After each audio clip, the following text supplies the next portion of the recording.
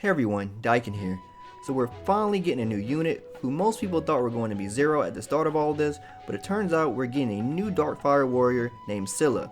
First off, I have to say that her character portrait just has a lot more polish than anything we have seen in the game thus far. The amount of shading in her artwork really makes her stand out compared to some of the early characters. And as always guys, these are my personal opinions I have formed through playtime and talking with others. Now, with that out of the way, let's get started. Scylla is an abyssal Darkfire warrior. Her talent, Double Edge Angel, allows her to deal 3% more damage for 5 seconds that can stack up to 4 times after landing a critical hit. Her basic skill, Flame Slash, is a multi-hitting small AoE that does low fire damage. Her ultimate, Magic Swords Array, deals dark damage 4 times with a final hit having a chance to inflict silence. Her first active skill is Divine Rav, which allows her to do true damage to enemies within a small area for 30 seconds upon hitting a critical strike. Up next is Torrent, which allows her to deal small dark AoE damage to a medium-sized area.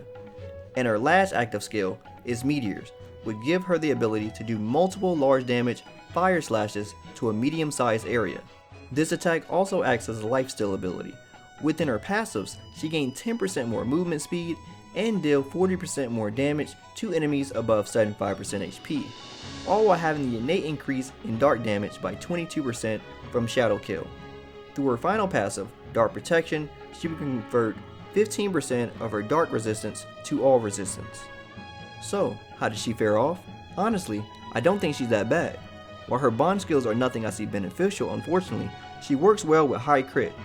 This is because she has a kit that wants crit for her talent, also while having true damage on an active skill based on crits. I think where her kit mainly suffers is having a useless movement speed passive along with having fire skills with a passive that give damage to only dark skills. Maybe if her basic attack was also a dark attack, I could accept the one fire skill, especially since it has lifesteal attached to it. And as a bonus, I always like the all resistance passives if you could just focus on one to benefit the rest, so easy to look for stats for gear. Also keep in mind, while her passive may seem low at maxing at 12% extra damage, this is just the base stats and those numbers will increase as you level up her masteries. So if you're just looking for bond skills, then maybe she's a pass for you. However, if you're looking for a decent warrior waifu, then I think she could benefit your team with the right crit/crit damage build. I know a lot of people are comparing to see if she's stronger than Vesta, and honestly it's quite hard to say at the moment since she's so new and is not even out yet or just came out depending on when you're watching this video. Also keep in mind, she is limited, so if you're just here for collecting, then keep that in mind. Now then, that's all I have for you all in this video. What do you think about her kit and design? Also, how do you feel about some characters seeming worse than they could be just based on them having a generic passive or a reused bond skill? I think I should make a video addressing these issues about how characters should have a kit full of skills that complement each other.